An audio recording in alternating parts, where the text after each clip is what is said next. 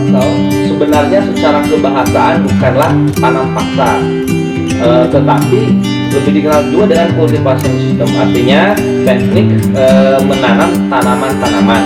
Namun masyarakat di Nusantara sendiri atau masyarakat di Indonesia pada masa sekarang juga sering mengartikan kultur turtle itu sebagai sistem tanam paksa. Mengapa demikian? Karena memang pemerintah kolonial Belanda pada masa itu mewajibkan masyarakat pribumi Indonesia untuk menanam tanaman-tanaman wajib yang laku di pasaran Eropa yang mempunyai orientasi ekspor, dan sesuai dengan aturan mereka, sesuai dengan keinginan mereka.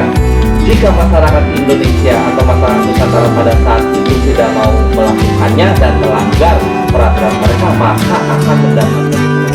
Istilah kultur stelsel sebenarnya berarti sistem tanaman. Terjemahannya dalam bahasa Inggris adalah culture system atau cultivation system. Rakyat pribumi mengartikan kultur stelsel dengan sebutan tanam paksa, karena dalam pelaksanaannya proyek penanaman dilakukan dengan cara-cara paksa dan bagi yang melanggar dihukum fisik. Penanaman tanaman tersebut menjadikan Indonesia sebagai produsen tanaman ekspor yang diperhitungkan di dunia. Yang memprakarsai sistem tanam paksa di Nusantara adalah Johannes van den Bos. Mengapa harus dilaksanakan sistem tanam paksa di Nusantara? Karena memang kerajaan Belanda sedang dililit utang luar negeri yang cukup besar akibat melakukan beberapa peperangan. Di antaranya peperangan karena adanya perlawanan di berbagai macam daerah di Nusantara. Misalkan di Jawa ada perlawanan Pangeran Diponegoro yang kita kenal dengan Perang Jawa. Kemudian juga di Padang ada Perang Padri, dan juga perlawanan di berbagai macam daerah lainnya yang menguras kas negara Belanda yang cukup besar. Kemudian yang kedua ada Perang Kemerdekaan Belgia di negara Belanda sendiri yang nantinya mengakibatkan Belgia lepas dari Belanda. Ini juga menguras keuangan Belanda. Kemudian selanjutnya pemasukan dari keuangan kopi itu tidak cukup. Adapun sebab-sebab dilaksanakannya tanam paksa di Indonesia antara lain sebagai berikut. 1. Pemerintah Belanda dililit utang luar negeri sehingga perlu biaya besar untuk membayarnya.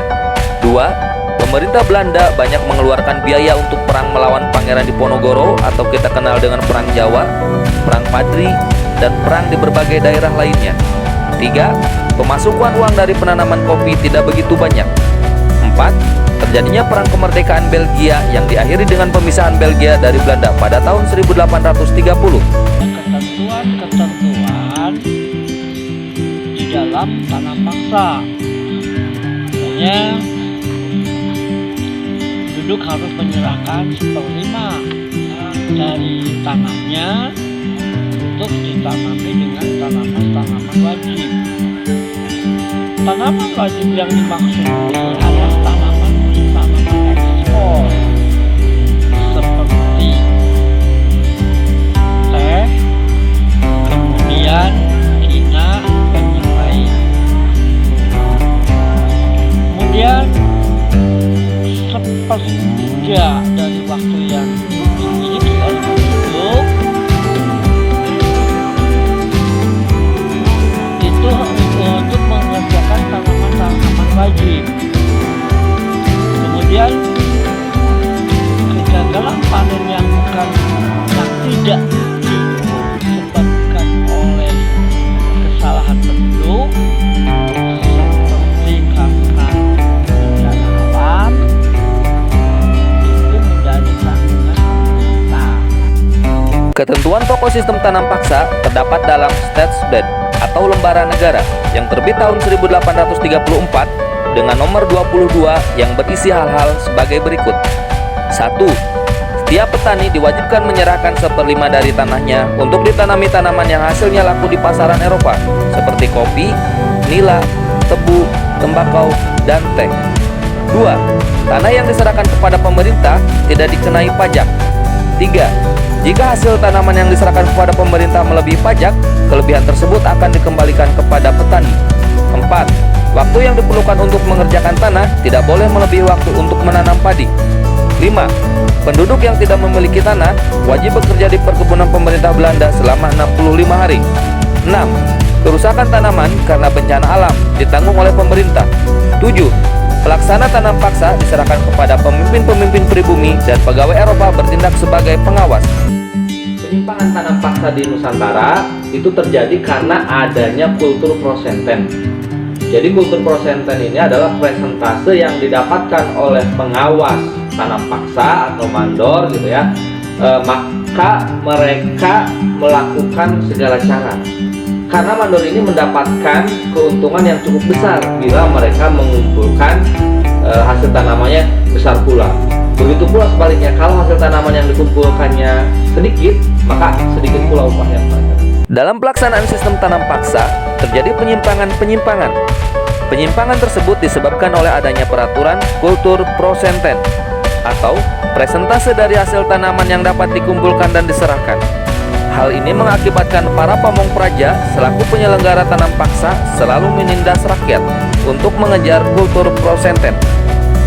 Besarnya upah bergantung pada presentasi hasil tanaman yang dapat dikumpulkan dan diserahkan.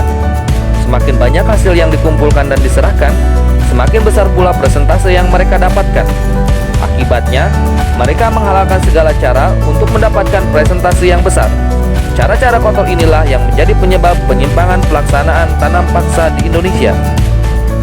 Berikut adalah penyimpangan-penyimpangan yang terjadi dalam pelaksanaan sistem tanam paksa. 1. Rakyat yang tidak memiliki tanah harus bekerja melebihi waktu yang ditentukan. 2. Jatah tanah untuk tanaman berkualitas ekspor melebihi 1/5 lahan garapan. 3. Lahan yang disediakan untuk tanaman wajib tetap dikenakan pajak tanah. 4. Tiap kelebihan hasil panen tidak dikembalikan lagi kepada petani. 5. Kegagalan panen tanaman wajib tetap menjadi tanggung jawab rakyat. Pelaksanaan sistem tanam paksa memberikan dampak bagi rakyat Indonesia, baik positif maupun negatif. Dampak positif maupun dampak negatif pelaksanaan tanam paksa diantaranya sebagai berikut. Dampak positif: 1.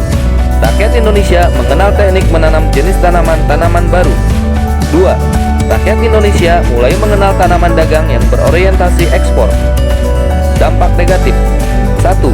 Kemiskinan serta penderitaan fisik dan mental yang berkepanjangan. 2. Beban pajak yang sangat berat. 3. Pertanian, khususnya padi, banyak mengalami kegagalan panen. 4. Kelaparan dan kematian terjadi di banyak tempat sehingga jumlah penduduk Indonesia mengalami penurunan. Tuntutan untuk penghapusan tanam paksa ini dilakukan oleh partai liberal di kalangan Belanda. Seperti kalian ketahui bahwa pelaksanaan tanam paksa yang berlangsung tahun 1830 sampai 1870 itu merupakan kebijakan dari partai konservatif di dalam parlemen. Pelaksanaan tanam paksa telah berhasil memperbaiki perekonomian Belanda. Bahkan dengan keuntungan tanam paksa telah mendorong Belanda berkembang sebagai negara industri. Sehubungan dengan hal itu telah mendorong pula tampilnya kaum liberal yang didukung oleh para pengusaha. Akibatnya mulai muncul perdebatan tentang pelaksanaan tanam paksa. Masyarakat Belanda mulai mempertimbangkan baik buruk, untung rugi tentang pelaksanaan tanam paksa, sehingga pro dan kontra muncul di kalangan masyarakat. Pihak yang setuju dengan tetap dilaksanakan tanam paksa adalah kelompok konservatif dan para pegawai pemerintah. Alasan mereka karena tanam paksa telah mendatangkan keuntungan. Pihak yang pro pelaksanaan tanam paksa yang lainnya adalah para pemegang saham perusahaan. Alasan mereka karena mendapat hak monopoli untuk mengangkut hasil-hasil tanam paksa dari Hindia Belanda ke Eropa. Adapun pihak yang menentang pelaksanaan tanam paksa adalah kelompok masyarakat yang merasa kasihan terhadap penderitaan rakyat pribumi. Umumnya, kelompok yang kontra dipengaruhi oleh ajaran agama dan penganut asas liberalisme. Kaum liberal menghendaki tidak ada campur tangan pemerintah dalam urusan ekonomi. Sebaiknya, kegiatan ekonomi diserahkan kepada pihak swasta. Dengan diterapkannya kebijakan ekonomi liberal yang berlangsung tahun 1870 sampai 1904, maka eksploitasi di tanah jajahan tidak hanya pada permukaan tanah seperti pelaksanaan tanam paksa, tetapi juga di permukaan tanah maupun di dalam tanah. Pandangan dan ajaran dari kaum liberal semakin berkembang dan pengaruhnya semakin besar. Oleh karena itu, pada tahun 1850 pemerintah mulai bimbang, apalagi setelah kaum liberal mendapatkan kemenangan politik di parlemen. Dalam urusan tanah jajahan, parlemen memiliki peranan yang sangat besar. Sesuai dengan asas liberalisme, kaum liberal menuntut adanya perubahan dan pembaruan. Peranan pemerintah dalam kegiatan ekonomi harus dikurangi. Sebaliknya, perlu diberikan keleluasaan kepada pihak swasta untuk mengelola kegiatan ekonomi. Pemerintah berperan sebagai pelindung warga, mengatur tegaknya hukum, dan membangun sarana prasarana agar semua kegiatan masyarakat berjalan dengan lancar. Akhirnya pelaksanaan tanam paksa di Hindia Belanda diakhiri. Hal tersebut karena didorong terbitnya dua buku pada tahun 1860, yaitu buku Makavlar yang ditulis oleh Edward Westdekker yang menggunakan nama samaran Multatuli, dan buku yang berjudul Swicker Contracten atau kontrak-kontrak gula yang ditulis oleh Frans van de Voete. Kedua buku tersebut mengkritik keras terhadap pelaksanaan tanam paksa. Oleh karena itu, secara berangsur-angsur tanam paksa mulai dihapus dan mulai diterapkan sistem politik liberal. Hal tersebut didorong oleh isi kesepakatan Traktat Sumatera yang ditandatangani tahun 1871. Dalam Traktat Sumatera dijelaskan bahwa Belanda diberi kebebasan untuk meluaskan daerahnya sampai ke Aceh. Namun, sebagai imbangannya, Inggris meminta pada Belanda agar menerapkan ekonomi liberal, sehingga swasta termasuk Inggris dapat menanamkan modalnya di tanah jajahan Belanda di Hindia.